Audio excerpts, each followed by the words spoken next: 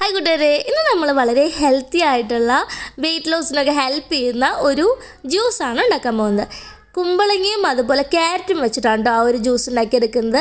അപ്പോൾ അതിനായിട്ട് ക്യാരറ്റിൻ്റെ തൊലിയെല്ലാം കളഞ്ഞ് ചെറിയ പീസുകളായിട്ട് കട്ട് ചെയ്ത് വെച്ചിട്ടുണ്ട്.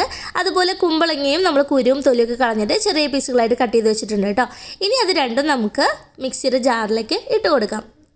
ഇനി നമുക്ക് അതിലോട്ട് കുറച്ച് വെള്ളം ഒഴിച്ചിട്ട് ഇതൊന്ന് അടിച്ചെടുക്കണം. അപ്പോൾ ഒത്തിരി വെള്ളം ആദ്യം തന്നെ ഒഴിച്ച് കഴിഞ്ഞിട്ടുണ്ടെങ്കിൽ നമ്മൾ ക്യാരറ്റൊക്കെ ഫുള്ളായിട്ട് അരിഞ്ഞ് വരാതിരിക്കും. അതുകൊണ്ട് കുറച്ച് വെള്ളം ഒഴിച്ചിട്ട് അടിച്ചെടുക്കുക. അതിനുശേഷം വെള്ളം ആവശ്യത്തിനനുസരിച്ച് ഒഴിച്ചിട്ട് ഒരു പ്രാവശ്യം കൂടി അടിച്ചെടുത്താൽ മതി. അപ്പോൾ ഇത്രയുള്ള നമ്മുടെ ജ്യൂസ് എന്ന് പറയുന്നത്. ഇനി ഇത് നമുക്ക് അരിച്ച് കഴിക്കാൻ ഇഷ്ടമുള്ളവർക്ക് അങ്ങനെ കഴിക്കാം, അരിക്കാതെ കഴിക്കാൻ ഇഷ്ടമുള്ളവർക്ക് അങ്ങനെയും കഴിക്കാം. ഞാനിപ്പോൾ അരിക്കാതെയാണ് ഈ ഒരു ജ്യൂസ് കഴിക്കുന്നത്.